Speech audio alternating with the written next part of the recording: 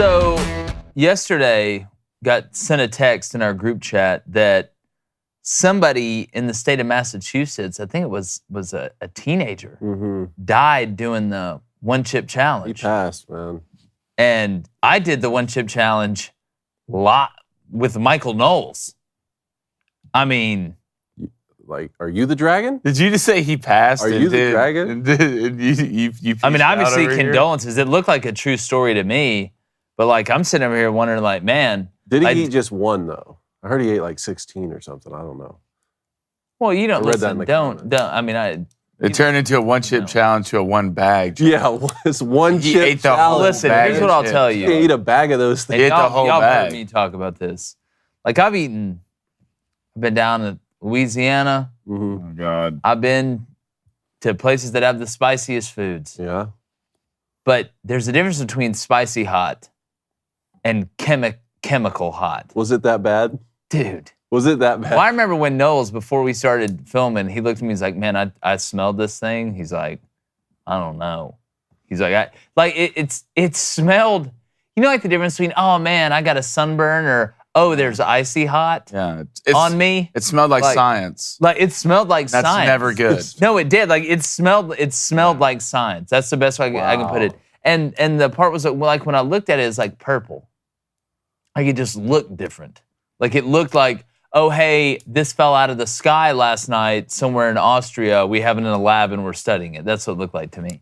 But when you take a bite of it, like at first, it's like those really hot jalapenos, you know? Like at first, like you take a bite of it, it's like refreshing. And then all of a sudden. But like this is like delayed even more. And I think they did it. I think those evil scientists in that lab that created this monster, like right next to you know, Frankenstein's monster and like the Dark Lord Cthulhu. You're like 50 Cent. Yeah. Or like Deadpool. No, that's exactly right. So like it's like 50 Deadpool. Delayed, and then it was so hot, but it was like a different type of hot. And like people ask, like, what's the difference in it? Like, you know how there's hot, like, oh man, it's humid out here, I'm sweating, we're running around, it's just hot. And then there's like heat stroke you get in the desert for walking like for 6 days in the desert with no water. It's the one like the desert. That's the best I can put it. So obviously condolences family, but am I a superhero? I don't know. I feel like kind of Bruce Willis from Unbreakable right now. I need to just go start trying to, you know, just There's go a out new test dragon things. in town, man. Like try and get the grill gun, maybe try and set my foot on fire or something. I mean, not right now, Dave. You don't have to celebrate, but like just maybe later. We'll try it later. Yeah, y'all should try it later. Yeah. Let's try your foot. That's Might hot. as well. It's already done. That's hot. After big losses by LSU and Clemson, we're going to update our top 10 college football power rankings. Chief tight end Travis Kelce hyperextended his knee during yesterday's practice, and we're going to make our predictions for the NFC and AFC North because the NFL kicks off this Thursday. I'm Jake Crane, and we're taking your calls on a Wednesday here at Crane & Company.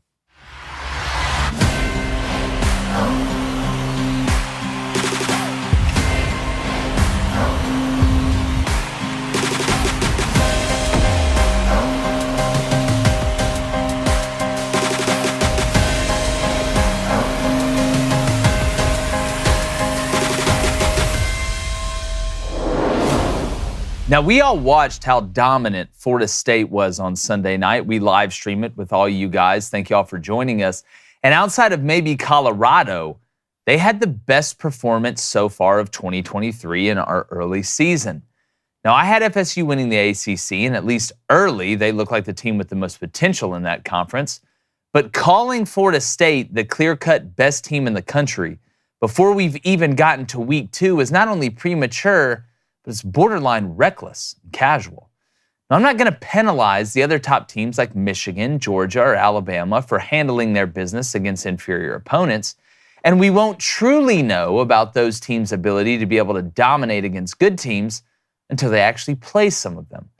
Now, neither one of the 3 teams I just mentioned really showed anything, and they were able to win comfortably. So while the Noles look fantastic, you can't put the cart before Chief Osceola just yet.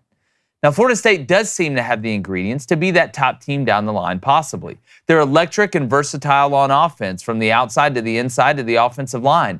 They're fast and physical on defense while showing the ability to excel in both man and zone coverage. They do have to limit the bonehead penalties and mistakes, but that's fixable, and I guarantee you Mike Norvell will have that buttoned up.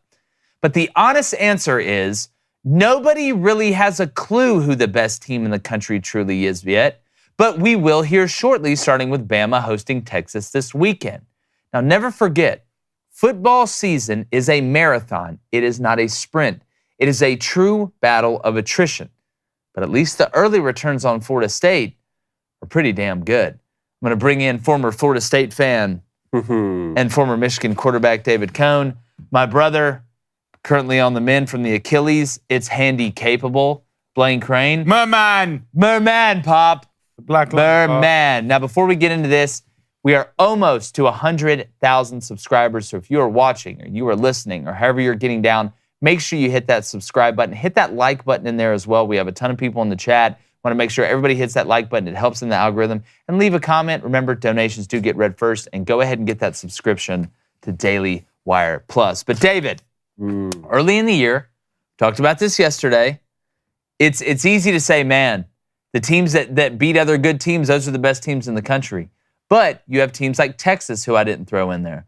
We talked about Georgia. We talked about Michigan, these other top tier teams that haven't had an opportunity to really showcase everything they have against a good team, because there's two trains of thought when you're playing an inferior opponent week one. You either show a lot from a formation personnel grouping standpoint, where they have to work on, the team you're playing in week two has to work on a bunch, or you don't show a lot and you have the element of surprise. Well, since the rankings serve no other purpose right now other than our own entertainment, then yeah, I'm fine. Just put Florida State at the very top. I want to have chaos, and I just want to use the poll at this point to incentivize teams to schedule games like this. We got LSU, Florida State week one. That's a big risk. I mean, you talk about the way Oregon played Georgia last year in the opener. That was a risk for them, and there was talk that could be the thing. They got murdered. And they did, and that we were talking down the stretch when they were winning every other game. Man, is that really what's going to keep Oregon out of the college football playoff? Now, it ended up not being the game that kept them out. But still, I want to incentivize all these programs to play opening season games like that, so we can get a half dozen or 10 of those type of games rather than just one or two every single week. But that aside, if you're just, it's our job to give the eye test on these teams. And I think, look, we are ready. Like, all these other outlets were saying, Florida State climbs in the top 5 now. Yeah, we're like, we had them 4. Yeah, we're going to get to our power rankings, but we already had them in the top 5. One thing I do want to say, in terms of along with your point of saying, don't get carried away too quickly, Florida State and LSU were tied with 5 minutes left in the third. Florida State did make plenty of mistakes as well in that football game. So look, it's week one for everyone. I say let's move along here and analyze more as we see more. No, without a doubt. And Blaine, something we've talked about with, moving towards super conferences, you look at the more teams that conferences add, the more conference games you're going to have to play.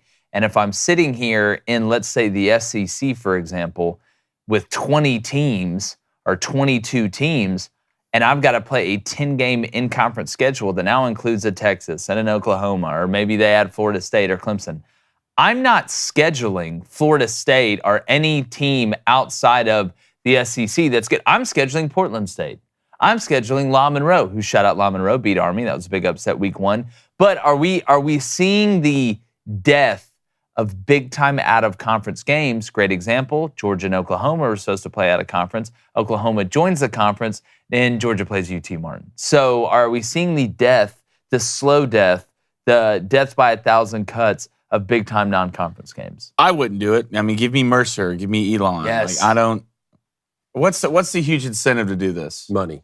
Okay, money. I mean, but what else? I'm not like ranking-wise. You get to be ranked in the top 2 for a couple weeks. Like, you wouldn't do it if you're the head. You're talking about from a head coaching. Yes. Yeah, I'm not talking about from. They don't decide what the schedule is. Yeah. Think about the ADs and the universities are saying, wait, if we play Alabama in week one, we can make how much money? But if we play UT Martin in week one, we have to give up $1.5 million. But what happens though when we go to this 12-team playoff and now you have a chance to be the 10 seed at 9-3? Like I just don't. I think they'll say, well, if we make the playoff, we'll make the money that we had to pay. Like, that's what, down the line, like, they would much rather make the playoff and get that exposure. Again, I mean, are we really marching toward, eventually, if we do get in these two huge super conferences to where you're just playing conference games? Like, there are no more. Yes, but even if we do that, they're going to have to break it down by some sort of, I don't know, let me just use the word division, Yeah. Which, how's that different than what we had with conferences? Like, it's all a joke. We're all going We're going to back. get to two different 24-team super conferences with one's Fox and one's ESPN. They can't all play each other. How are we going to identify a true champion? We break them down into smaller parts. Regionally. Exactly what we had before. Regionally, they're okay, like, these hey, people don't know what they're doing, but I'll digress. what if we take all the teams on the West Coast, all right, and we just pack them together? We could call it the pack. Say take 12 of them. Like, we say football is cyclical. Like, everybody's going to run the triple option in 30 years. We're just going to end up going. They're like, the Southwest Conference or the Big East, right? Let's merge the Big Ten. I don't know. It's just, I feel like we're going back to it. But like I said, make sure you hit that subscribe button. We're about to unveil our power rankings. But first, guys, can you believe we've gone 7 months without an NFL game? And on Thursday, guess what? It's back, baby. All right, wearing the 4-5. And not to play games with you, David. The NFL is here, and our friends over at DraftKings Sportsbook, who are the official sports betting partner of the NFL, just want to throw that in there. They're giving you a can't-miss offer for Week 1.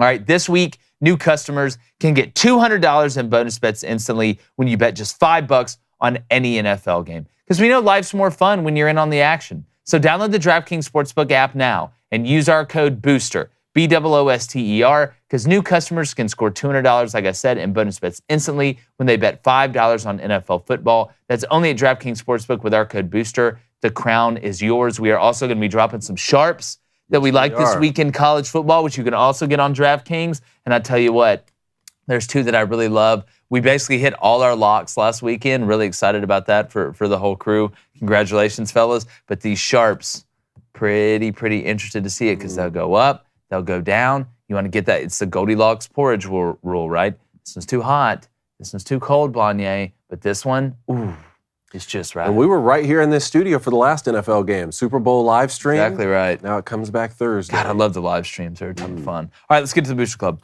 All right, let's go to Cole Frank with a $2 donation. Cole, thank you, sir. LeBron is mid. MJ's a GOAT, and the Packers will win the Super Bowl. No. Well, yes. No. What was the second one? MJ's a GOAT. We do this every day. Yeah. Yes. No. Let's go to Broken Devil Dog, $2 donation. I don't know why you're broken, but that's okay. Should I play the Jets or the Steelers defense? I don't think there's a wrong answer in this question, but preferably I would play the Jets. Who are they playing? Jets are playing the Bills. I'm trying to remember who the Steelers I think in general. Not if you're flexing. What, does he have both? Because if he has both, then it matters who they're playing. Yeah, I know the Jets are playing the Bills. Or did you draft a defense, or are you picking a defense up? If you have both, I would probably. Who the Steelers playing? I don't know. I'd have it because the Jets are playing the Bills. I'm on it. Hold on. Scanning. The 49ers. So one's playing the 49ers, one's playing the Bills. Who's at home and what's the weather? I'd play the Jets. I'd take the Jets, yeah. I'd play the Jets. So Joe Pinade with a $5 donation. Yep. Joe, what's up, bud? Good morning, gentlemen. Good morning to you, sir. Daily reminder that a storm called Penn State is coming, and y'all better have your umbrella. Love you, boys. Love you, Joe. Joe, love you. Drew Aller, let's see if we can keep it going. Penn State pissed a lot of people off, including my wife, because it cost her $915. No, she had the under at 49, and Penn State scored late. I was there. But then I got to thinking, Pennsylvania legalized sports gambling pretty recently. And I'm guessing a lot of people in that state probably bet on Penn State to cover that 16.5, whatever it was.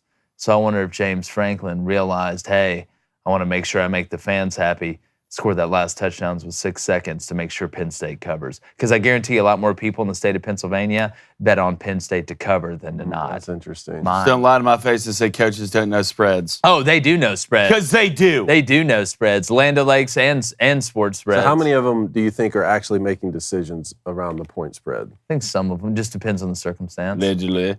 You want to cover. I heard good teams win, but great teams cover. Great coaches They want to be great. Great coaches cover. Except not in that way. When you reverse cover me, you undercover me. Solid. Let's go to Maximum Vol with a $10 donation. Thank you, buddy. After week 1, how do we feel about Bazooka Joe? First quarter was tough. A lot of these passes hit the receivers in the hands and they just dropped them. Thanks for helping me win the water cooler. You're welcome, Maximum Vol. Look, Joe, we talked about this too on the recap. I thought Joe Milton, looked like about what we thought Joe Milton would look like. I think there's still questions. I don't. It wasn't overtly accurate. Not that, like I said, he has to be the most accurate passer of all time, but there's still some balls in the intermediate game that he struggles to hit, and in the shorter game that he struggles to hit. It's going to come down for Tennessee to beat Georgia and do what Tennessee fans want to do. He's going to have to make those 4 to 6 throws a game against tight coverage, against good teams that make the difference, whether that's 3rd down and 8 or whether that's a big shot down the field. We know how far he can throw it, but the nuanced passes, we still have to see it. The jury's still out. Virginia, I thought, fought for a while, but Joe Milton looked about like we thought Joe Milton was going to be. One SEC Player of the Week, that's great, but it's going to get tougher. Those windows are going to get tighter, and he's going to have more nuance as a passer. I still think we don't know, just like we don't know on Jalen Milroe, just like we don't know about a lot of quarterbacks right now until we actually see them against teams that are legitimate enough to threaten them. That's the biggest thing. Yeah, he was 21 of 30, 201 yards, 2 touchdowns, no picks. But yeah, there were some throws I just wrote down, settle down. Yeah, just and his first game, you're the guy. You've lost the job a couple of years in a row after winning it. One was due to injury, obviously. We know what happened with Hendon Hooker in Tennessee last year, but we're going to keep monitoring that. But let's go ahead and throw these power rankings up here. I'm going to get into these. I want to dive deep into these. So here's what we got. Nope, there we go. Our top 10 college football power rankings. And David and Blaine, something we talked about when we sat down and put the science and math together on this is that we're not going to penalize some of these teams that we had in the top 10 for beating UT Martin 48-7 and beating East Carolina 30-7, 37-7, whatever it is. So, number 1. Actually, you know what? Let's start with number 10. How about that? Make it interesting. Notre Dame. All right? It's Notre Dame. Well, why are you over there smiling? No, I just noticed. I forgot. We didn't have USC in our preseason top 10. We had them 11. Yeah. We had them 11. What's changed? What are we punishing USC for?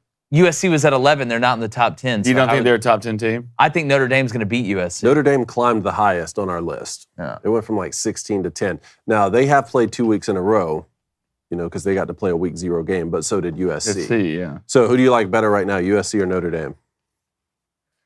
I would say, I'd say Notre Dame. But Penn State, I'd probably go USC.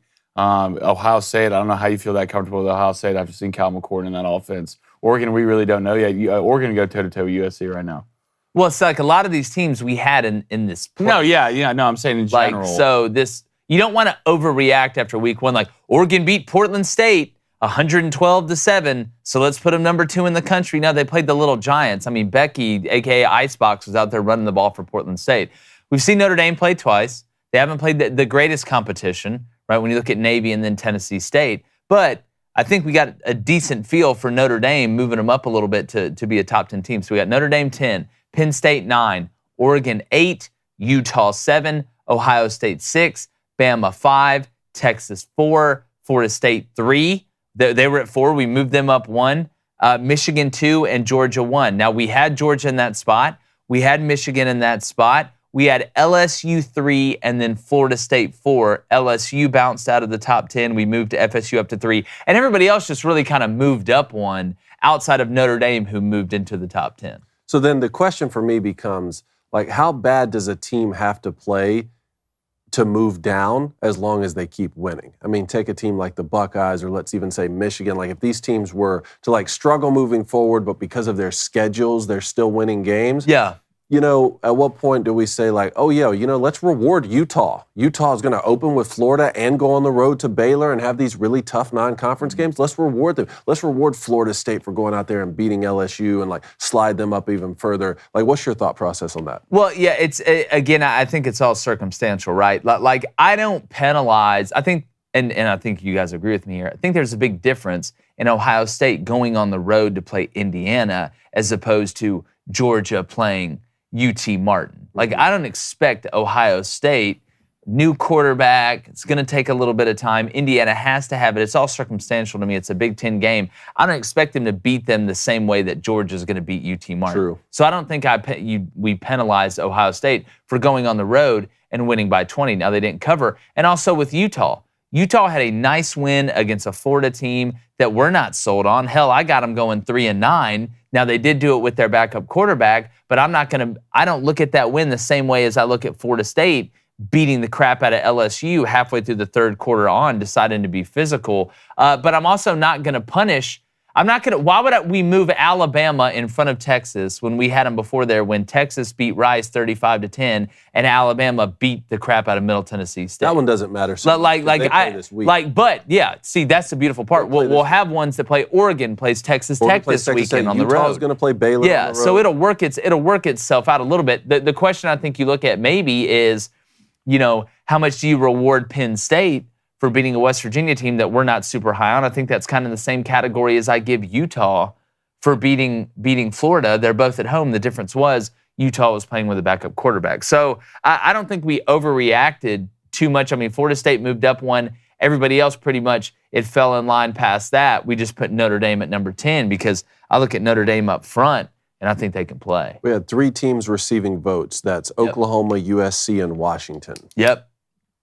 Which, I mean, like if you put Washington playing Oregon right there, well, they're going to play. But if you put Washington against Penn State right now, I think that'd be an awesome game. You put USC against the Buckeyes, which we're going to, let's see, hold on, I'm looking right now. Like any of those matchups would be a lot of fun. I mean, Notre Dame clearly climbed the highest for us, but I really like the way Notre Dame's playing. For sure. And you can make an argument for 3 or 4 other teams. For sure. I mean, yeah, I would feel comfortable with Washington against any of those teams in the top 10. Against any of those teams in the top 10. Who did Florida State jump? LSU. That's right. LSU got and LSU, we had LSU in the top 4. Yeah. LSU's out of the top 10 now. I'd have Notre Dame. Like you could have an argument for Notre Dame being at 6. See, that's the best part. I think this year, at least early, and it's still really early. Like I said, we're going to see. I think there's going to be somewhat more parity at the top a little bit. Let's hope so. It just feels like that. I hope so for the sake of college football. So let us know, what do you think? Do you agree? Do you disagree in the comments? Let's get to the Booster Club quickly and see what they have to say. Let's go to Justin Decker with a donation, $2 donation. Cone, he loves you. I love you, Justin. Yeah, but know that he loves you so much. I don't know what you did to him, but he loves you. All right, let's go to Pete Weaver with a $5 donation. Cone, I'm heading to the Big House this weekend. Really? First time there, going with long-time season ticket holders. Anything I should know? P.S. You guys rock. You rock, Pete. Watch out for the hamburger. I love it, Pete. Yeah, go get you a hamburger. All right, also get a Maize n Blue sub. And learn the Victors, because I think you might be singing it a bunch. Oh, Mike Hart's coaching. He's going to be the head coach for half. David, I know we're going to get in the sharps, but why would I not take Michigan, whatever it is in the first half? It's minus, I don't know the first half. But it's minus 36 for the game. And actually, I like Michigan to cover that a whole lot more than I like the same UNLV. Oh. I like that a whole lot more than I did ECU week 1. I mean, I'm glad I didn't touch that spread. I thought ECU would cover, and they did. Michigan's minus 22.5 for the first half. I hate that number. I just hate it. You could probably get that to minus 20.5, though. Parlay it with something. But, I mean, they called the dogs off after halftime last week, and UNLV can stop nobody on the ground. Yeah. Yeah, especially UPS. All right, let's go to Cope19. He says, we know how Ohio State has weapons, and I'm never worried about it. Their offense will be able to score. I'll be worried about it this year. If there's one thing I wanted to see from the Buckeyes, it was improvement on defense. I did think the front seven for Ohio State looked good. Well, look at what Ohio State returns. I mean, defensively, as good as they are at the wide receiver position, you look at their return on defense. I trust that defensive line more than that offensive line, who lost both their tackles and their center. Now, I think Kyle McCord, after watching him, and I went back and watched, some of the highlights, some of the game tape of the Ohio State game. It seems to me with McCord, it's still moving a little fast. And he was able to get away with it against Indiana because at the end of the day, they could out-athlete Indiana. And Ohio State's going to be able to out-athlete a lot of people with some of the guys they have on the outside. My question is, when's Travion gonna turn it on? Mm-hmm. Like, when is this supposed to happen? Like, all we've heard about is how elite this guy is, Travion Henderson, like how elite he is. When's that gonna? I don't expect him to take off for 80 yards and a touchdown anytime soon, but I expect that burst. I don't see that burst and that explosion. He looks very average right now to me. And when I look at the offensive line they're having to replace, a quarterback that they're having to break in like a new glove, and running backs that aren't explosive enough to hit the home run, I'm telling you, with Ohio State's schedule, I feel as good about the 9-3 prediction right now as I did before they played Indiana. Maybe Travion's still a little banged up from last season. I know, but that's what I'm getting. It has to be, David. But it what's has to be interesting is Travion Henderson and Mayan Williams, that combo right there is one of the best running back duos in the country. And Chip Trainum had the most rushing yards this weekend for the Buckeyes at 57 yards. And it wasn't like it was a blow. They weren't up 56-0 and put in some Mayors kid. Again, I'm going to say the same thing about them that I said about Michigan playing ECU. I just think Indiana, like you said, Tom Allen's over there fighting for his job, and Indiana looked good on defense. Indiana's got some cats running around on defense. So was it what we've grown accustomed to seeing the Buckeyes blow people out by 60 points in the first couple games? No, but it is a road Big Ten game. I think they're going to figure it out. Let's go to Coffee Guy. Who wants to know how the heck are the Shorthorns in there after they played terrible against Rice? He said Oklahoma should have cracked that top 10. The Shorthorns. So you beat Rice, what was it, 35-10, 37-10, something like that. Quinn Ewers wasn't great down the field, but so I'm supposed to now not believe in Texas because they're playing Bama in the biggest game of the season so far in week 2. Holding back a lot against Rice. They were very bread and butter if you watch that game. Very, very vanilla from a play calling standpoint. We're dealing with human beings, so you can be the most narrowly focused coach all offseason, talk about how important the Rice game is. You can't look ahead to Bama, but you're dealing with human beings, so they're going to look ahead to Bama. That's just the order of things. We saw that kind of across the country with a couple other top teams. Oklahoma beats Arkansas State half to death. So now I'm supposed to say all Texas returning those offensive linemen and all those receivers and Quinn Ewers and these guys, it means nothing because they didn't beat Rice as bad as Oklahoma beat Arkansas State. That's just not how football works. That's just not how it works. Now, Oklahoma could end up being better. Who the hell knows? But we'll know a lot more about Texas this next week, obviously playing Alabama, than we know right now. I'm just not going to overreact to it. Yeah, and if they go on the road and they get blown out by Alabama, or even if they lose by double digits, the whole narrative of, Texas was overrated, all that's going to come out. My question is, what happens if they go on the road and they lose by a point like they did a season ago to Alabama?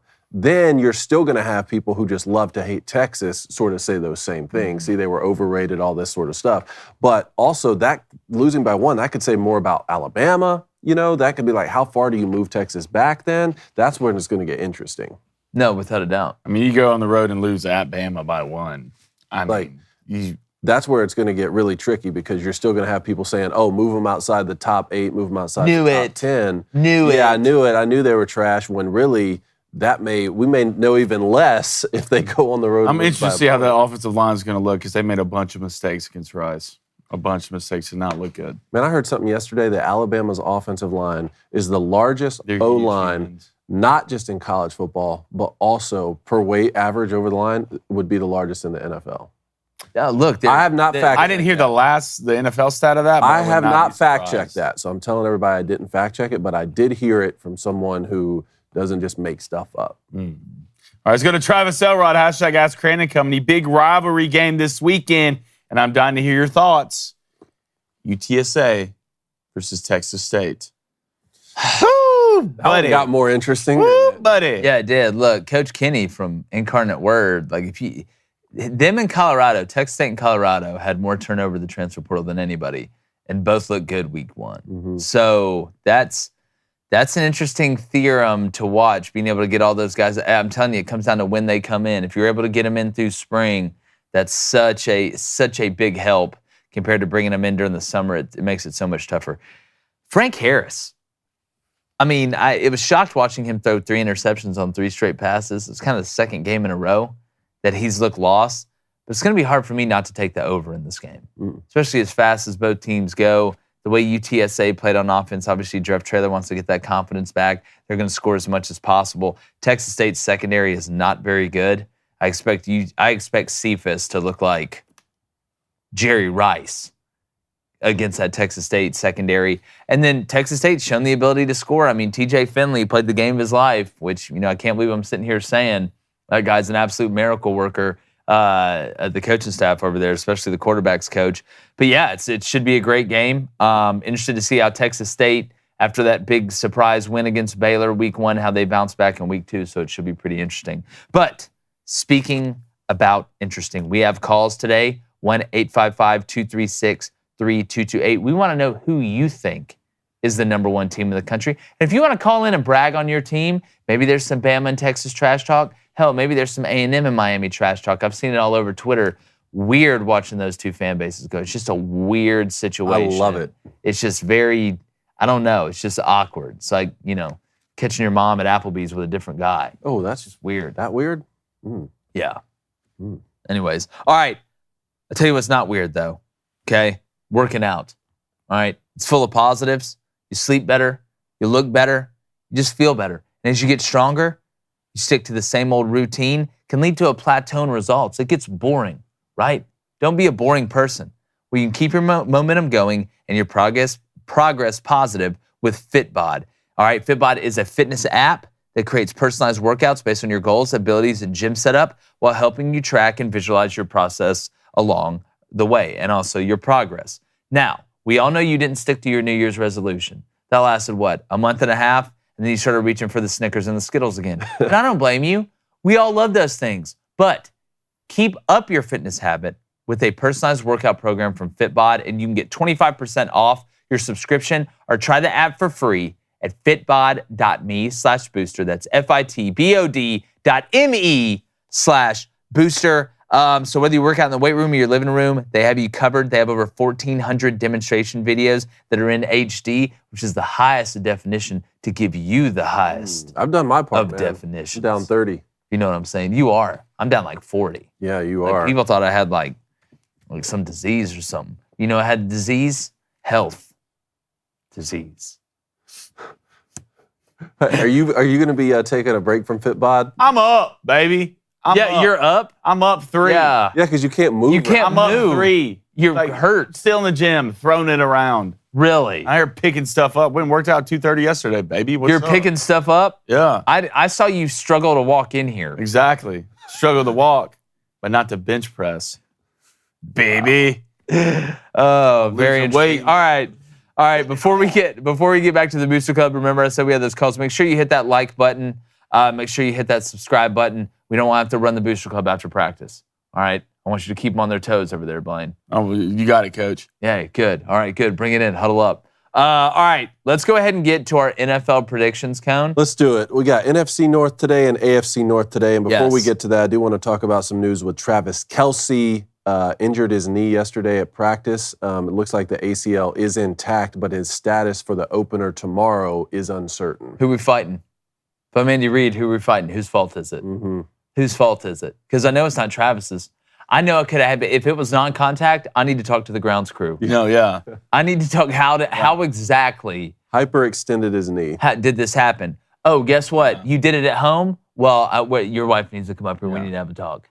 All right. We're going to show you how we really use the cold tub. Yeah. Field crew.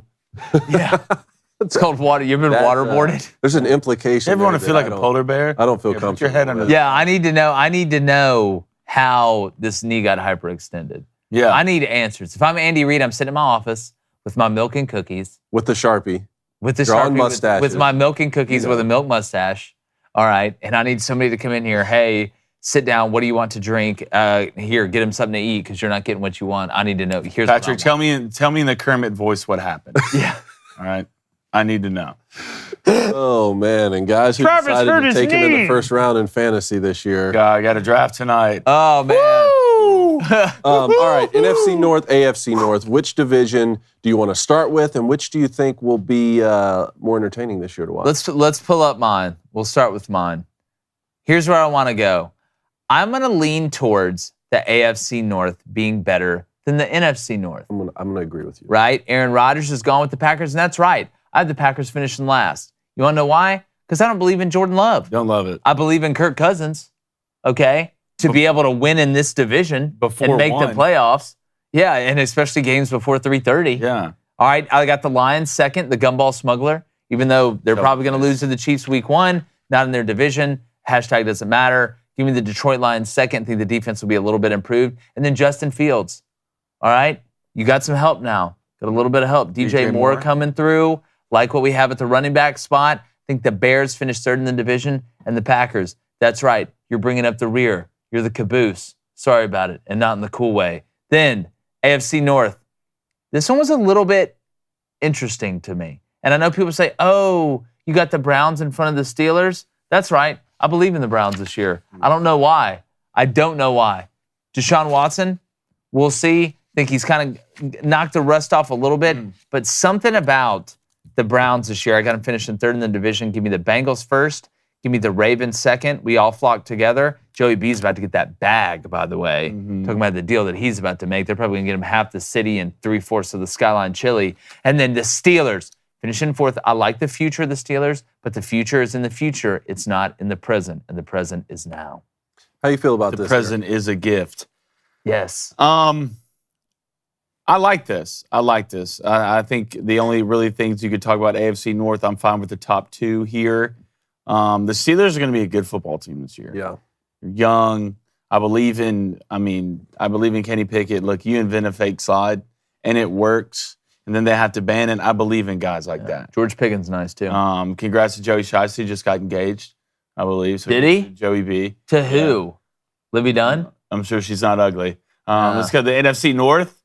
I like the Lions. Bring mine up. I like the Lions this year. All right? The Lions winning the division? I believe so. We'll wait on it.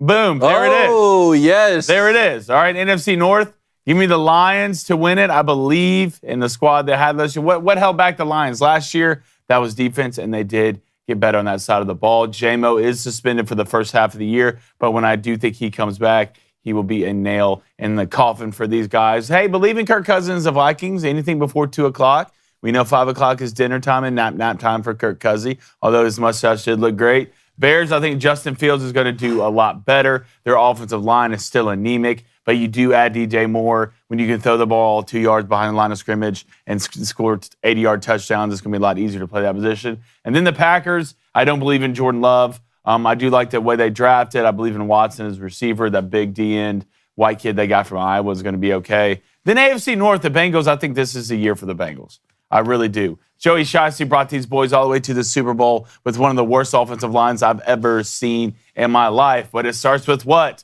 Health. Joey's got to be healthy. If Joey can stay healthy, I think the Bengals are the best team. Steelers, big year. I think this is a coming out party for the Steelers. George Pickens, a lot of people cry in the draft, hug their parents, get on the phone. This man stayed and stared in front of the TV like he's about to go into Gotham in the middle of the night and handle business. So I believe in guys like that. Lamar Jackson with the Ravens. You got him signed. J.K. Dobbins, let's see his knee. You got some help. Odell Beckham, we'll see about this team. And the Browns, I mean, Deshaun Watson really can massage my opinion on this, really can give me the budge. But I got him finishing 4th in the AFC North. David, before we get to yours, and I want to tread lightly here, Joe Burrow's new fiance, Olivia Holzmacher, is really easy on the eyes. I don't believe you. I've never seen her, but I bet she's not ugly. No. I'm looking right now. Yeah, it's a good situation for Joe Burrow. He's handsome and wealthy. I have the same as you across the board, Blaine. It's time for the Lions. Bring mine up. Do you? Wow. Bring mine up. It's time for the city. It's time for Detroit now or never. Maybe a little bit premature. The Vikings have been running this division, and with Aaron Rodgers out of the Packers now, I don't know. I apologies to Cole Frank. I know he really wanted us to believe in the Packers, but I just don't. So don't apologize for being your true self. Yeah, I'm not. Here's a real question. How many times has Kirk Cousins and Jared Goff's wife ran into each other at TJ Maxx on accident? All the time. And like, can you just imagine that? I love Lindsay, that. Oh my God. I love that. We need more TJ Maxx love. Dude, did you not see Kirk Cousins, Vikings. the QB? Yeah, I did. His wife shops at TJ Maxx. Yeah. No, I didn't watch Kirk Cousins to QB. That sounds terrible. The quarterback series on Netflix? You didn't have to watch that until Kirk Cousins came on. Oh, and You're I so turned it lame. the Kirk Cousins hate from you, man. I know. You know what? Switch I don't wanna mine. watch Vikings on top. Yeah. I don't want to watch it. But the AFC North I find much more interesting. Maybe the toughest division to pick, really. I mean, we were talking about the AFC East the other day and how difficult that was. This one's right up here to me. I do have Bengals, Steelers, Ravens, and Browns, but I don't have the Browns last with my usual dismissive attitude towards them, which has usually been easy with the Browns. Look, man, Deshaun Watson was one of the best quarterbacks in the league before the whole situation happened. He looked good in the preseason. The way he was connecting with David Njoku at tight end, I think the Browns are going to be better. Even last year when Jacoby Brissett was started, they had this pin and pull run game for Nick Chubb. That's what I'm interested to see, like the amount of touches Nick Chubb's going to get now. And he got fewer when Deshaun Watson came back, but they were out of playoff contention. Yeah, like they weren't gonna bash Nick Chubb into a wall with no playoff chance. Any of those teams could win that division. 100%. No, I agree for sure. I would also like to say that my wife is more beautiful than Joe Burrow's. I just want to say that. Too little, too late, bud. Yeah. No, I handled that very well. And I don't need you guys to make something worse that wasn't bad. I mean, okay, don't. It hits a button. I love and support you, but you're wrong. Yeah, you're wrong, and that's it. Shiver up my spine. All right, let's get to the Booster Club. Let's go to EB with the $10 donation. Appreciate it, EB. EB. Good morning, fellas. Good morning to you. Glad to hear your surgery went well, Blaine. Thank you. I appreciate it. Quick question for y'all. Who do you guys think the top 3 defensive coordinators are in college football right now? And thanks for all that you do. Kirby Smart, Nick Saban. Yeah, are we saying like that are actually defensive coordinators right now, or are we saying that guys that are head coaches that were DCs? Because if we were going to play it just as the top 3 defensive coordinators that I have, I'd say Kevin Steele would be up there. Really? Yep. I mean, he's 1,000 years old, and you know, obviously the guy's the answer for everything. He's been everywhere. I would say, Jim Leonard. Telling you right now, I'd still have him in my top 3. Right now, I know, right? I'd have him in my top 3. Crazy. I know it is crazy, isn't it? What else is crazy is if we were talking about head coaches, I'd have Kirby Smart, I'd have Nick Saban, then probably Luke Fickell, but maybe even Ryan Walters. With as good as that defense was last year, as well coaches they were at Illinois. The third one I would say, if I had to pick, I wouldn't say Golding. Even though I like Pete, I think he's very, very underrated. I don't know. I'd have to think about that. How do you feel about Jim Knowles after the ending of last season? I like Jim Knowles a lot. Manny Diaz in front of Jim Knowles. Well, Jim Knowles, in my opinion, had one bad game plan last year. He played 0 against Michigan the whole time. A team that could not get an explosive play down the field. You knew what they were going to do. Yet you line up in the one coverage that gives them a chance to be man across the board. And one slip up or one false move gives them a big play. I'd make Michigan earn it all the way down the field. You can't give them points in bunches and let them play keep away, and that's what happened last year. You can make an argument. There's 5 or 6 guys on the list that you can make an argument for the top 3. Talking about Michigan, I like Jesse Minter. Remember, he was with I like Jesse too. at Vanderbilt I like that first year. I mean, DJ Durkin's a guy you could possibly throw in there too. What about old boy from Iowa? Yeah, I mean, was it Phil? Phil Parker? Something like that. Coordinator from Iowa? Name is good. I just think of give it like 13 points a game. Everybody in Iowa. Phil Parker. Phil Parker. Yeah, I mean, Iowa's always good on defense. I mean, look, at the end of the day, like I said, there's 5 or 6 names that you could pin there in the top 3. It's a good question. But another good question. How's your fashion game? Mine? Yeah. Well, not you specifically. You shop with Indochino. Yeah. So yours is absolute dopamine. Thank you. Straight 100%. And it's time to take your fall style to the next level, because dressing for success can help you look better and be more confident. Look, we're trying to help you out, all right? Whether it's Fitbod or our friends over at Indochino, whether you're attending an important meeting or a networking event, or simply just want to impress your colleagues, hey, here's my business card. Our friends at Indochino have everything you need. From business casual, dress shirts, camp shirts, blazers, Indochino offers a wide variety of options for every occasion. They got stuff you can wear at the tailgate, man. You're trying to impress the girls out at the tailgate? You want to look fly? Hey, you got a little bit of fashion sense? You're not just, the run-of-the-mill guy, just pulling what's clean out of the closet, hoping your team wins. No, you're better than that. Be better than that. Yeah, you put thought. You ordered a suit, David, with Indochino. Yeah. I've ordered a suit. Blaine's ordered a suit. The ordering process was really, really easy. It was simple. It was laid out, and the variety and the versatility of options, And it fits. And That's it fits. the thing, man. Yes. It fits, custom fit to you. Look, clothes that fit, hey, look good, play good. Yep, that's Don't know how exactly else to right. say it. So add fresh layers to your fall style with Indochino. Go to Indochino.com and use Booster to get 10% off any purchase $399 or more. And you say, oh, $399, that's a lot of money. Not when you look at the products that Indochino has and everything that you can get. It's INDOCHINO.com, promo code Booster. All right, let's get to our sharps of the week we like, boys. Sharps. I'm excited about this. We're going to start doing this on every Wednesday. Shut up and sharp. All right, What are you shut up liking and right now, sharp, boys? What are you liking? sharp. Call me Shannon, so sharp over here. Skill. I mean, Steven. I mean, skipping to Steven. Skipping to Steven. I'm skipping to Steven, David. Skipping to Steven. All right. So each week, you know, the lines that come out pretty early. All right. We've had a couple days to let them marinate. And there's a couple that I'm really liking that you may want to lock in right now. Now, remember, we got our locks, leans, and dogs. Yep, Friday. On Friday. One of my favorite segments. I think we were 100% on locks. But here's a couple. No, I missed the dang. Get out. North Carolina, South Carolina over. David. Unacceptable. I knew I smelled something in here today. Why don't you get out? See you later. Hobble on out. See you later, Why don't you Stinky. get your cart and just motor on out of here? I will get my cart and motor out of here. Hey, rumor has it you're having some trouble putting that I heard cart you couldn't together. even put it Rumor has together. it. Look, I'm good at putting stuff together, That's not what I heard. like carts and fake stories. Good. Like making a cart. Try and parse that one. All right, my first sharp I like. SMU at Oklahoma. Hate it. Yeah. Oklahoma. But which team, though? Oklahoma. Thank you. There you go. Minus 15. I am going. You're not hard to catch. You're not hard to catch. You're not hard to catch. All right, and you with that mustache, you look like a fireman in Boston in like the 80s. So you need to calm down. Here's what I got. Oklahoma minus 15.5 at home against SMU. I love it.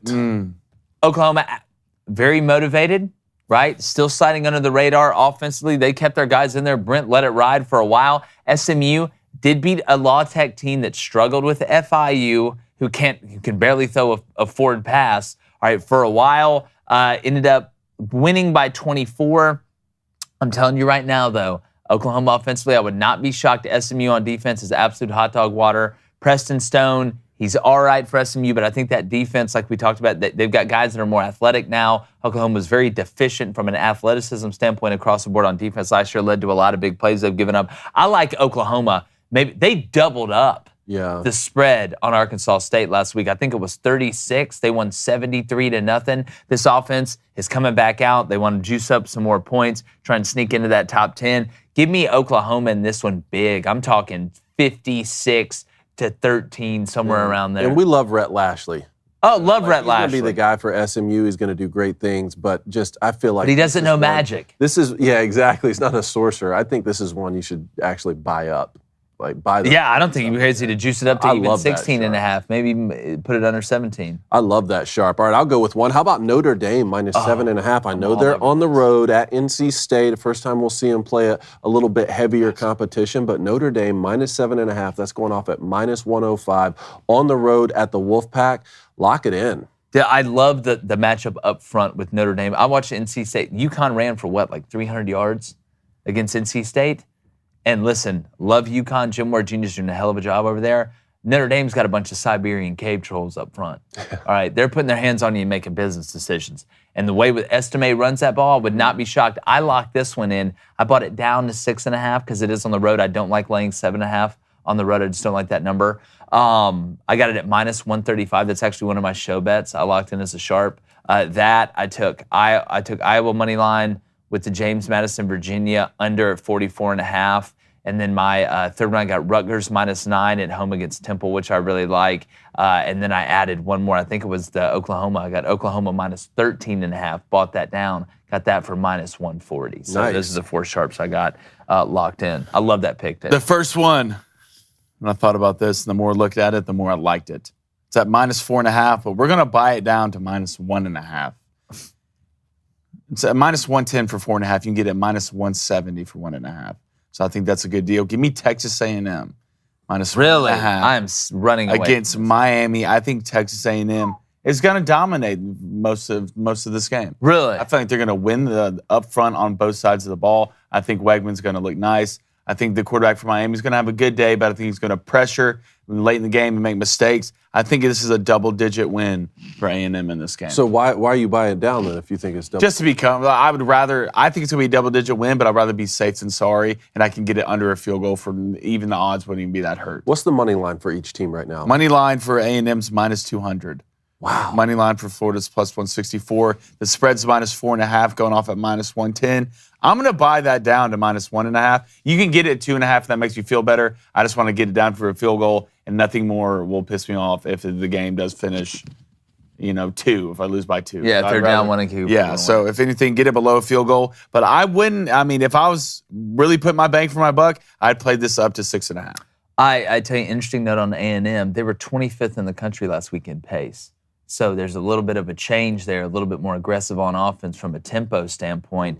I'm looking at that kind of with the over in that game. The only way, I'm not taking a side on this game because these are two teams that, yes, they did look clean week 1, but I've got to see it against a quality team with each one of these. I think they're both better. I love the coordinator hires. I think that game was a very Mario Cristobal style win that Miami had against Miami, Ohio in the Confusion Bowl. But if I'm going to take this one, I'm not going to take a side. I'm probably going to take the points. I can't wait for this game. I'm a little surprised the line is that big. Or It's moved up.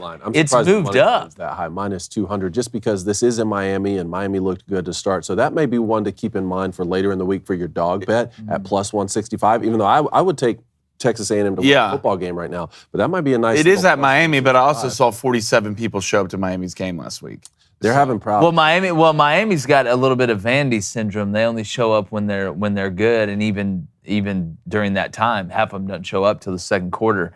So no, I'm with you, man. Down there, we'll see, because A&M travels. There's going to be a bunch of A&M fans that go down there, especially after week 1, because they believe. The second sharp that I like a ton, and this has actually gone down, it started at 56.5 as the total. Auburn and Cal's down to 54.5. You look at Auburn, Hugh Freeze said Auburn lined up wrong 15 times last week in the front 7, which is absolutely unacceptable. You've got a linebacker that's banged up. Hugh Freeze also said that they struggle to get off blocks on the defensive line. If you're going to be bad, just be bad at one of those, because Cal's got a kid named Jade Knott at running back who's an absolute stud. Their offensive coordinator, Jake Spavital, old head coach at Texas State. Gus Malzahn, protege, worked his way, been in a lot of different styles of offenses. The guy really understands how to get the ball where it needs to go. They do need to have balance. A little worried about the Cal offensive line, but if Auburn doesn't line up right, they're going to make it a lot easier. And I don't think Cal, even though Wilcox is their head coach and they simplify it on defense, I don't see how they can stop Auburn on offense. Auburn's legitimate on offense. I think this is a game that could end up being both teams in the 30s and end up being a shootout. I would take it at 54.5. Right now it's at minus 110. I would take that over, and I don't think you'd be crazy to, if you want to drop a big bag on something, I'd drop a big bag on the Auburn Cal. That's funny, because one of my next sharps was Auburn minus 6.5 in that game, minus 110. Look, I like Auburn to win by more than a touchdown. Auburn's only 6.5 in that game? Yep, minus 110 at Cal. Cal went and beat Texas. Their running back looked good. Their running back, there's some good pieces. It's not easy to travel that way. This game might surprise some people. The more I look at it, the more I liked it. Give me Ole Miss minus 6.5 against Tulane. I don't think you're crazy at all with that. I think Jackson Dart, from a statistical standpoint, week 1 was one of the best quarterbacks in the nation. And Mercer's a top 20 Mercer's not a bad football team. They're not. I think Ole Miss this year is going to be, I would say this game's more about Tulane than Ole Miss and what Tulane lost. You still have Pratt, but Spears is gone, your running back, your linebacker's gone. You had 2 of the top players in the nation last year on both sides of the ball, and running back and middle linebacker. Pratt's obviously back, but I think Ole Miss is a complete team this year. Defense obviously still have some questions. That's always the question with Ole Miss. But I think you can play this game up to 9.5. I really see a double-digit win here from Ole Miss. I think it goes off at plus 130 at 9.5, minus 140. I think the spread's sitting at 7 right now. So if you're anything, you're going to buy down that half a point if you don't feel comfortable with a touchdown. But I'm going to play this game up. I think Ole Miss dominates this game. I don't feel that's a bad bet. I'm actually on the over on this one. Last week, Michael Pratt, 14 out of 15, was very on time, very on target. Even what they lost with Ty J, they returned most of their offensive line. The offensive line gave him a lot of time. Pratt's ability to run, I got to see with Ole Miss's defense. I like Pete. I like Golding a lot more than a lot of other people do. I think they'll be better on defense, but not good enough. But I don't see how Tulane who's not very good against the run, is going to stop Quinshon Judkins. And if they can't stop Quinshon Judkins, it is going to open up the passing game for Ole Miss, and the faucet will be turned on because Lane's going down there to score as many points as humanly possible. They scored 73 last week. I'm all over the over at 65. This feels like a 42-31 game. Somewhere around there, maybe 42-35. You'll probably have to add a field goal in there somewhere, so maybe 45-38, somewhere around there. I think this could be one of the highest scoring games of the weekend, and it could be up and down because Tulane will play with some pace with Willie Fritz. So What's the over-under at? 65. Gotcha. It's up there. It's one of the highest ones of the weekend. I mean, that Texas State UTSA at 66.5 is up there as well. Another one to keep an eye on that I almost feel like it's too much of a sure thing. The Utah-Baylor over at 47.5. I have that game too. You have that game too? Not that bet though. Okay. Yeah. Well, you got Blake, and Blake Shapen out? Blake Shapen's out, but the backup Sawyer Robertson came in, threw the ball actually pretty decent last weekend, but that's gone down from 57.5 to 47.5, and apparently Cam Rising's going to play. Went down 10 points? Apparently Cam Rising's going to play. This isn't what I'm locking in yet, just because I did want to see if Cam Rising was going to play or not. But the line right now is Utah minus 7.5. I know they're going on the road. I heard everything you said yesterday, Jake, about Baylor and how when you lose a game like that to Texas State, you want to play a great opponent at home so you can get your... They may just be bad. I'm thinking maybe this isn't a one-off. Yeah, you know? they look soft. Utah, and if this is this isn't Utah's first game, but it may be Cam Rising's first game of the season. You know, he's going to want to come out and put on a show. I'm looking at Utah minus 7.5, and I'm a liking. God, just feels like a trap game to me. I just don't want to touch this game. Like it just, and I know Baylor, it's a bad loss, but you got to think they bounce back with the David Rand. If you go back and watch how soft that defense looked, I mean, they couldn't line up right and they couldn't tackle. I want to see how healthy Cam is. I want to see how healthy Cam is. I want to see him moving around on that knee, obviously. I think one game that, and I know they scored a lot of points in the first week, Nebraska-Colorado, over under 59.5. Man, I'm just worried about that game. It's just, first of all, how do you slow down an offense? By not giving him the ball, right? And if I'm Matt Rule, all right, what can Colorado not do? Can't stop the run. Can't stop the run. Yep. I am playing keep away for sure as long as I can in this game, especially when my quarterback played against Minnesota. So 59.5, I think Colorado's going to put up some points. It's amazing how Colorado jumped to a favorite in this game after the TCU game because they were a dog. But 59.5 seems like so much to me for a Nebraska team that's going to want to run the ball and play keep away. Yeah, and I don't want to jump in too much. We're going to preview all these games too the next 2 days. Really excited about that. But if I am on defense playing against Colorado, I am heating Shedeur Sanders up. I am heating him up. TCU, they got rid of the ball so quickly. Talking about Colorado last week, TCU gave up on the pressures and started just rushing three, and Shedeur ended up sitting back there for 4.1 seconds average, which you're going to get murdered like that. But if you do it, don't do it from depth. TCU no, don't do it from depth. TCU don't do it from depth. Late to be don't do it from depth. Linebackers from 6 yards on blitzes, with safeties. you. You'll never get home on him. The kid is too good. He got the ball out of his hands quick and he's accurate. Make sure you call in 1-855-236-3228, but it is Wednesday. Oh. Yes. Which means somebody's on David's lawn. Pop, baby. And I got my binoculars out he's today. He's 13 fibers of pissed. All right, now I know what this one's about, and this one's personal. So, David. Let him fly. David, who's all getting together, staring you in the eyes, and G'ing off your L today?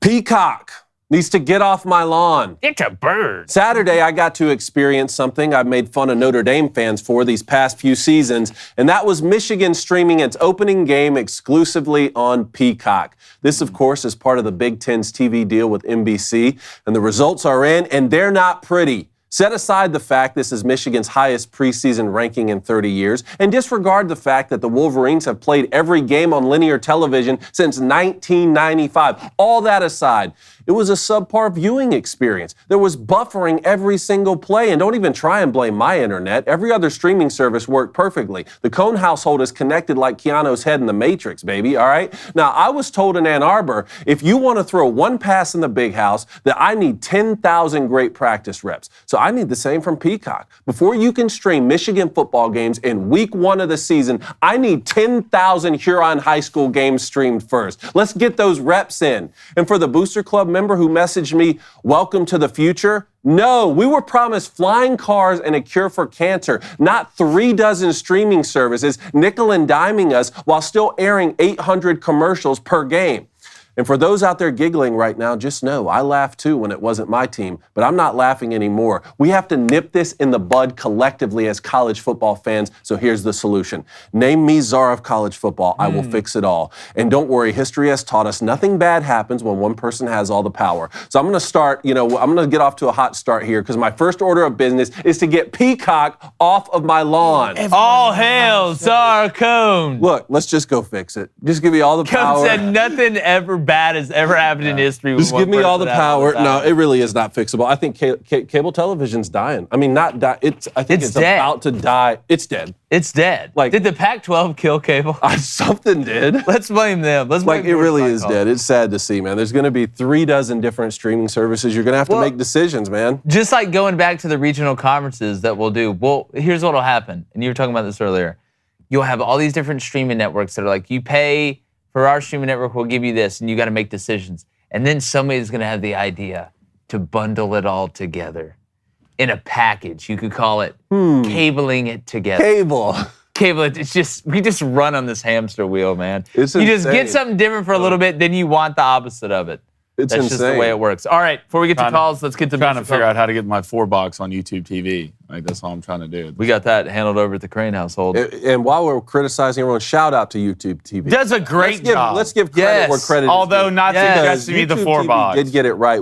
Is it crazy? MLB TV, of all the sports, is the one getting this right. Dude, actually. I know right now if they could just learn to market their stars. I will say with the 4-box on YouTube TV, like there's so much information I'm having to process.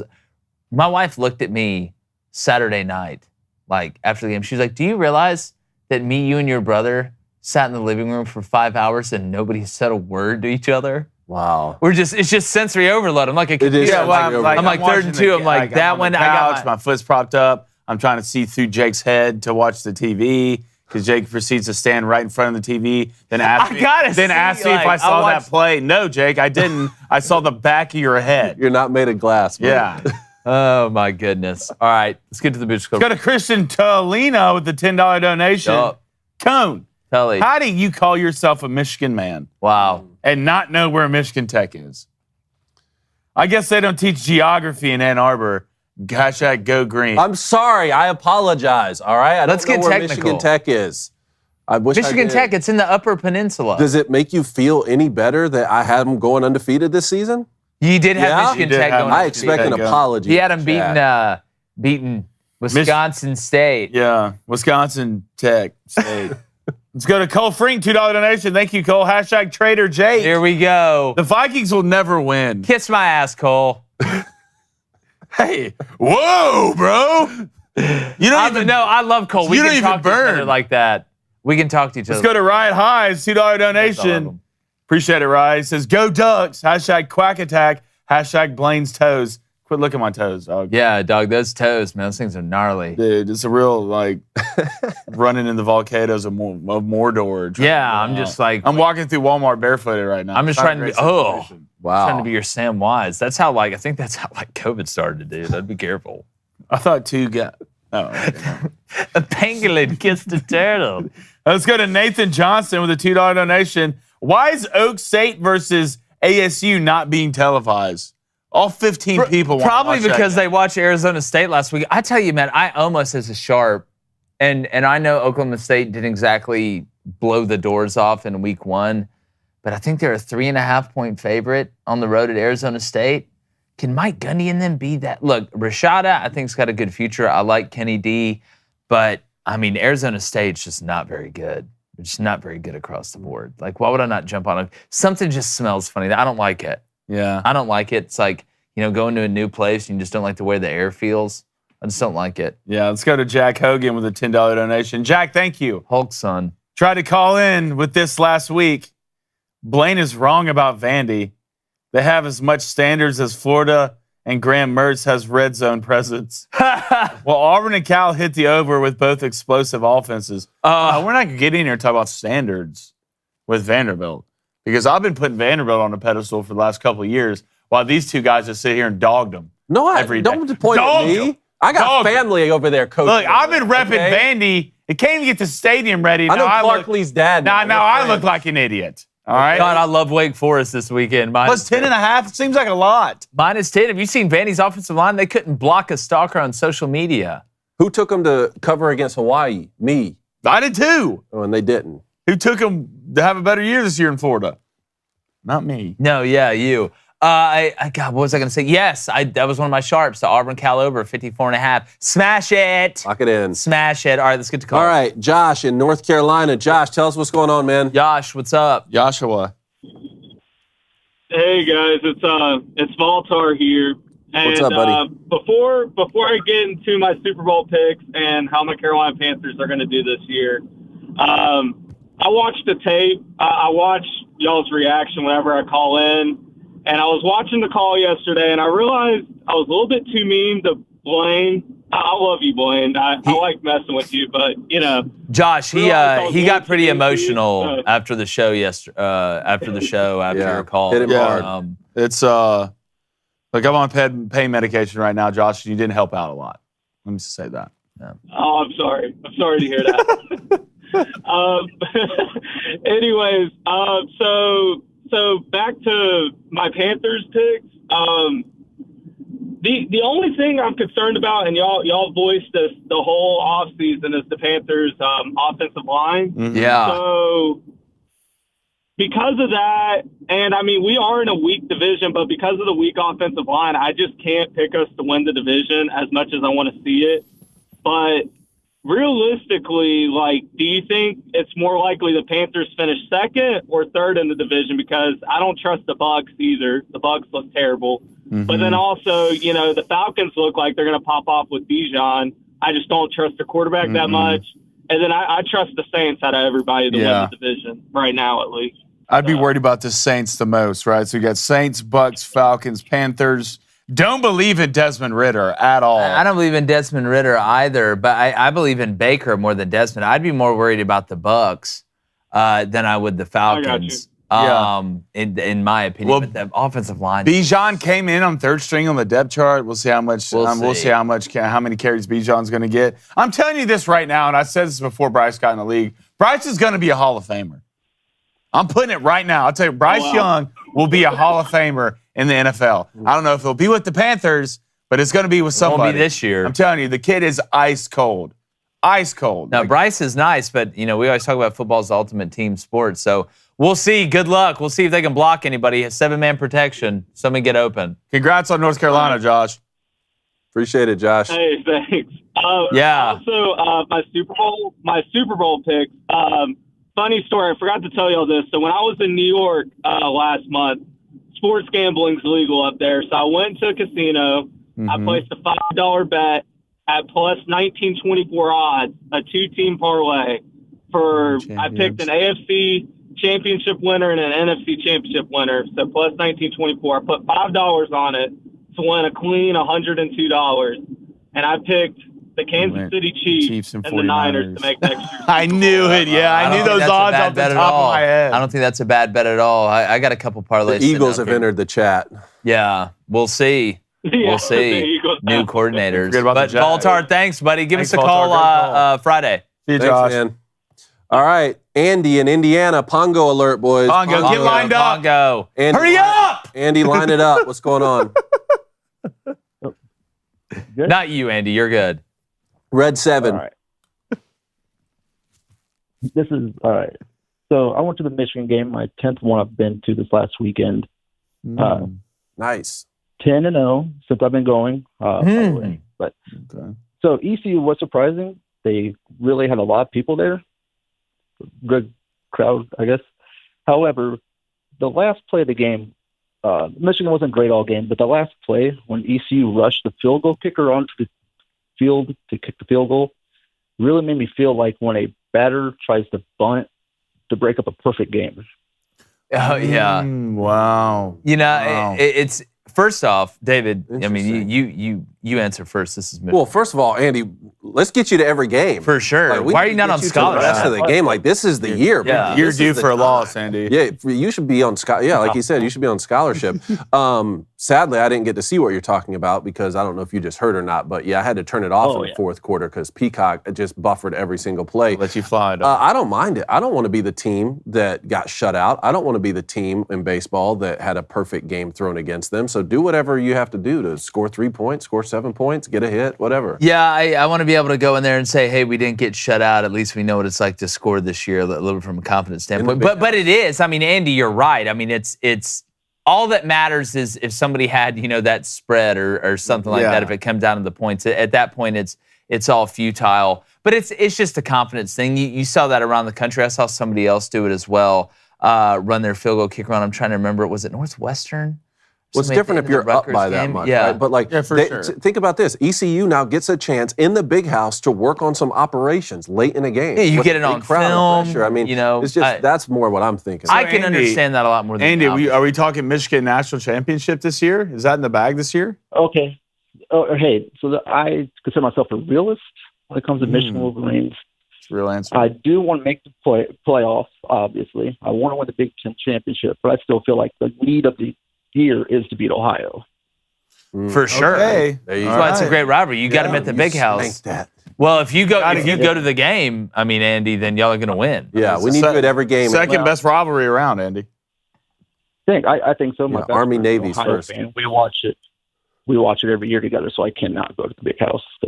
Yeah. Oh. Yeah. Okay. All right. Look, So I refuse to go Bryant Denny. Like, I get it. Well, no, I mean, listen, I just don't like me watching it one time. I will say I watched the Iron Bowl with all Alabama fans. How'd that go? Not good. No. No, it was not a good situation. It was not. Future Jake was not happy at present Jake. So what about now that you're married to Reed and she's wearing all Alabama gear? We have what I call timeout. Let's talk later. How many timeouts? Is that when you sit in the living room? You get 3 timeouts. Called 2 and 1. Yeah, well, in my game, you can call consecutive timeouts. Back-to-back timeouts. Yeah, you can. In my world, you can. Andy, I make my own rules. I live, farm my own food. Yeah, Reed makes the rules. He lives by them. I misspoke. ECU didn't rush their field goal kicker onto the field, which I would understand that. They called a timeout to do it. Yeah, I mean, I get kind of same. You got to go home with some shred of glory, right? Yeah. Timeout. Hey guys, listen, we can score. That 3 looks a lot better. I need Michigan to go block that kick. Yeah. I need you to go block. You get a chance to work on some operations. You go for the touchdown. That's what I say. If you're going to call a timeout, I love it. Look, sometimes you got to walk to the casino and put 1,000 on black. Andy, what yard line? What yard line were they on, Andy? Were they on the goal line? They were in the I think within the 15, like around the 15. Okay. All right. Yeah, I mean, if they were on the 1 yard line, I get what you're saying. Yeah, go for the touchdown. Great call, Andy. Anyway, Andy, thanks a lot, man. Call in next week. Yeah, call in next time. All right, let's go to King Don in Little Rock. King Don, what's going on? King Don. So bet. Oh, hail. Hey, y'all. What's up, brother? I got a question about your NFC North predictions because they're not very good. Oh, here we go. Tell me about it. First off, about the Lions, I can't remember. I know David, you said the Lions were going to win the division, right? I got the Lions. It's the year, baby. Detroit's time. Well, you see, that's the thing about Detroit. They don't really ever have a time. The Detroit Lions have never been good, never will be good. And that's just a fact because the Lions are simply put cursed. Yeah. Yeah. Look, I can't argue with that, brother. I mean, looking at mine, though, I mean, so you agree with mine, though, then, King Don. I got the Vikings winning it. Yeah, no, the Vikings are going to win the division. But also, I got something to say real quick about Justin Fields because Justin Fields gets a lot of hype, and I think that he's probably the single most overrated player in the NFL right now. Wow. He just has 1 or 2 really good runs every single game and then plays like crap throwing it off to the turf monsters. Well, King Don, let me ask you this. I mean, you believe football's a team sport, right? It's the ultimate team sport. Yep. And the NFL is the pinnacle of that team sport. Who the hell has Justin Fields had on his team to throw to? I mean, Mooney got hurt, game 4 last year? Mooney? Yeah, commit, baby. DJ Moore. Now he's got DJ Moore. I'm telling you, this year, I think Justin Fields about to ball. King Don, let me ask you this. Who do you go for? Packers. Okay. How are you feeling about Jordan Love? Not the greatest. Thank you for being realistic. Thank you, King Don, for being realistic. Clap it up for King Don. Back it up, King Don. That's thank you. Realist. Welcome to it. The chances of us getting 3 Hall of Fame quarterbacks in a row is pretty slim. Yeah, true that. Without a doubt. It's been a hell of a run so far. I guarantee you're not a Jets fan right now. Absolutely not. Although I do have a quick question real quick about fantasy football. Yeah, It's go ahead. my first time playing. And so I have Aaron Rodgers actually on my team because he was the best available option. But I also got Kirk Cousins as my backup because I'm concerned that Aaron Rodgers might actually be washed up. Who should I start? Man, let me pull up because obviously the Jets have the Bills week one. You might want to flex. The Vikings have. So Minnesota plays Tampa Bay at 12. Where at? That game's at Minnesota. Oh, God, I played Kirk. Tampa Bay's got a solid defense. I'm playing Kirk. I'm probably playing Kirk. Look, anytime Kirk Cousins before 2, I'm telling you, it's top tier. Before Murder, Anytime She Wrote after and Cops 2, comes on. Cops comes on at 4. All right, so he's already eating a snack. He's in bed. He's in his onesie, and Mommy's probably tucking him in. But anytime before that, I like it. But I don't think Aaron's going to be washed up. I think Aaron will be retired before he'll be washed up. Only thing you're worried about with the Jets is obviously the offensive line. But the weapons they have, a receiver, you get Breece Hall back at running back. Aaron's going off on a lot of draft boards late when it comes to quarterback. You're getting him usually in the Tua and Derek Carr window when you get a quarterback. So I think Aaron's a great pickup. I would flex him. I would flex him and play Kirk week 1. Yeah, I agree with that. Appreciate it, King Don. King Don, thanks, buddy. Go Lions. All right, we got Steve in Ohio here. Pongo alert. Here we go. What's up? All right, Word on the Steve. street, there might be some football trivia today. Please, God, we're 2 for last 2. I can't believe it. Hey. There he is. TV. Pongo. TV. Okay. Before I get to my trivia, I got a couple of things here. William Fowler in the chat asked a very good question that you guys need to ask. Okay. And what is it? And he just posted it again. I'm seeing it in the chat, but yeah, that's something you definitely need to ask. I see it. I'll read it later in the show, Steve. Yep.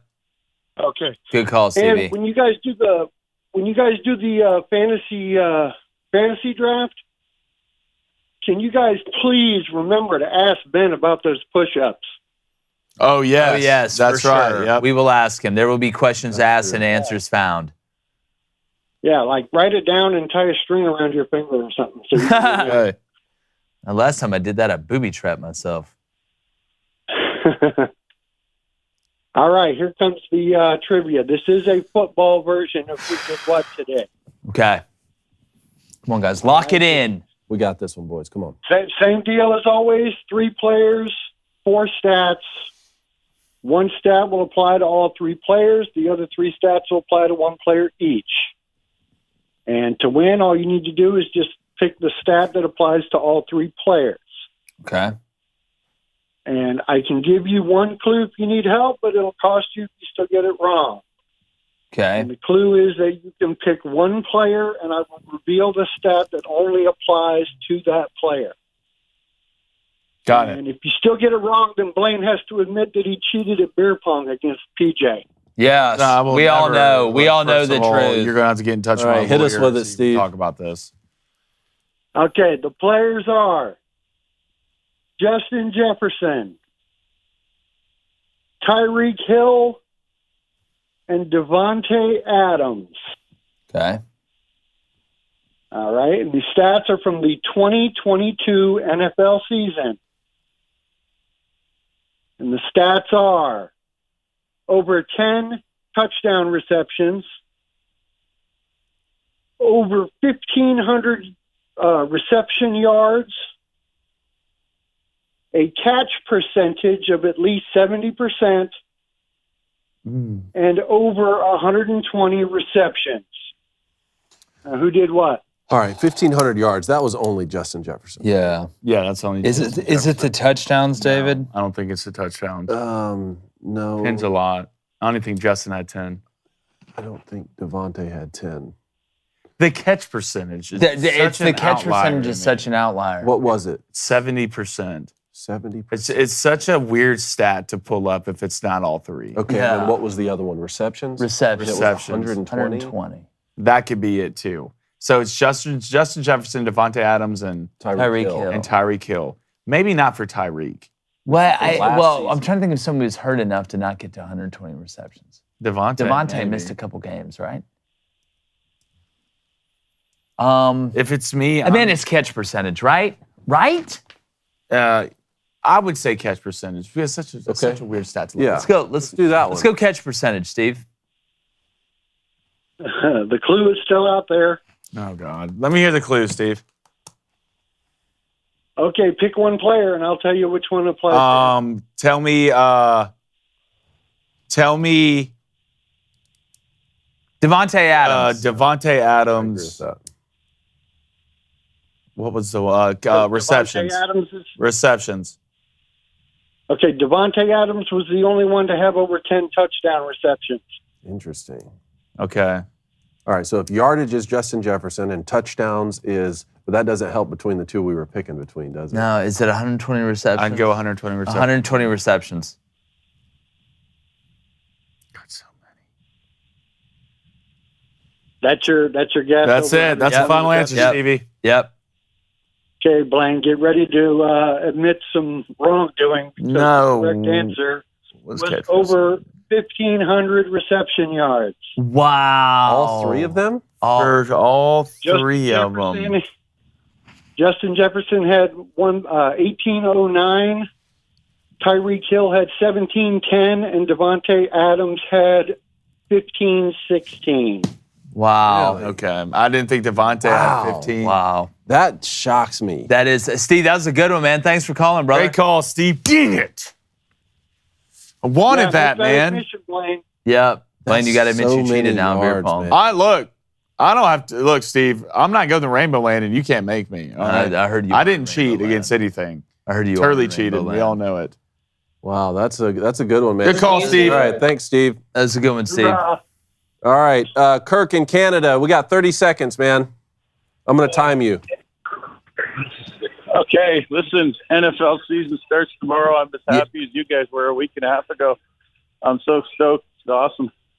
You ready to go? Pumped, Kirk. Oh, I got the Bengals beating the Eagles in the Super Bowl. What do you think of that? Don't think that's crazy. Don't think that's crazy Love at all. that, Kirky. I need you to narrate my life. Hey, interesting that you said that, Blaine, because one of the reasons I was calling was to tell you what happened to me when I was 29 years old. Actually, I just turned 29. I ruptured my Achilles tendon. No way. No way, Kirky. I mean, we're both in a skyhook situation, dude. Wow, y'all are playing together. Mine actually wasn't. Actually, it's severed completely off the bone. So I'm glad you didn't do that.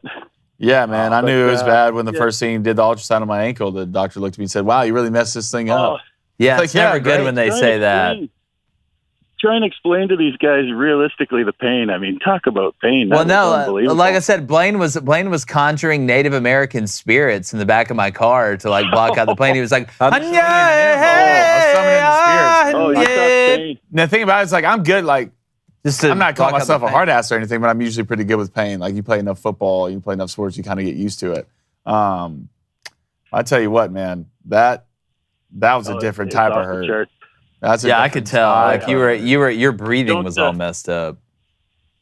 Don't do what I did. I severed the other one 13 years later. So good God, what are you just jumping over scissors? Don't ask. Kirk can't tell you what he actually Yeah, that's true. Kirk was like, "How do you think we won the war?" Classified. 12.5, Kirky. Don't forget it. Yeah, Flyers. 12.5, baby. Fly. Thanks, buddy. Together we fly. Appreciate it, man. Good call, right, boys. Is that it for today? Great calls. Who do we got on Pongo Alert? We got Cody. We got Cody in Illinois. We got to get an update, dude. Cody, can you update us real quick? Cody, yes, we do need that update. Is that today? All right, we'll do a real quick QB10 update here. We have number 12 Michigan playing Northwestern. Gotta have take care of business today. 7-1. Let's blow them out. And so the stats are 20 of 33 for 402 yards, 5 touchdowns, and 0 interceptions. Let's go. That's a day. Wins this game 57-7. Have a day. Heisman watch. Yeah. Heisman watch. Cody, did you actually play this game? No. No, okay. They're all Heisman watch. Yeah. 402, 5 But in the last 2 games, Cone has had 9 touchdowns and 0 interceptions. The kid's That coming interception on. against Penn That's State, great. Who do we got this next man week? is on a mission. So we have Ball State coming to the big house. Oh, Let's keep okay. it We're not going. worried about Ball it. State. Cone, you might not even And Brady suit up. Hoke is their coach. Brady Hoke. Brady Hoke's the You're coach. suiting up, Cone. It's personal. Brady Hoke recruited me at Ball State. Exactly. Before that Wow. year. Yeah. So, all right, who did you lose to again? Lost to Penn State. Penn State. Where's Michigan in the rankings right now? Michigan's 12th in the nation, but in the Big Ten, Ohio State's still undefeated. Penn State has the 1 loss to Ohio State. We need a big help from Little Brother next week. We need Little Brother to beat Penn State so we can have the. Come on. You know what's going to come down Well, to. let's say we got a 3-way tie here. Let's say Michigan beats Ohio State. We got a 3-way tie. I forgot how to do the tiebreaker on the video game. The game's really weird. No, the game's really weird, and it just randomly picks one. I don't like that so much. So I want they Little meet Brother. at a gas station to do a coin flip? Hey, when it's Michigan just State 2 will beat teams. Penn State. Michigan State will beat Penn State next week.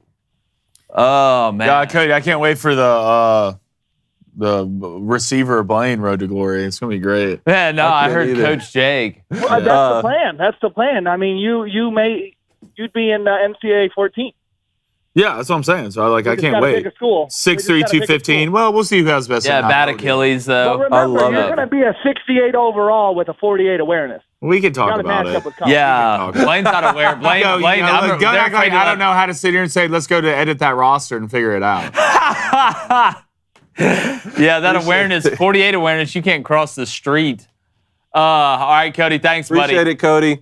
All right, Caleb, everyone else on the line, Pongo on Friday or Maybe tomorrow. tomorrow. Maybe. Yeah, well, yeah, just call in. Just call in all the time. Just call us. Call in every It's your day. life problems. We'll give you Blaine's number. Our Booster Club bets are brought to you by DraftKings. Life's more fun when you're in on the action. Life's a beach, right? Download the DraftKings Sportsbook app now. Use our code BOOSTER, BOOSTER, because new customers can score $200 in bonus bets instantly when they bet just $5.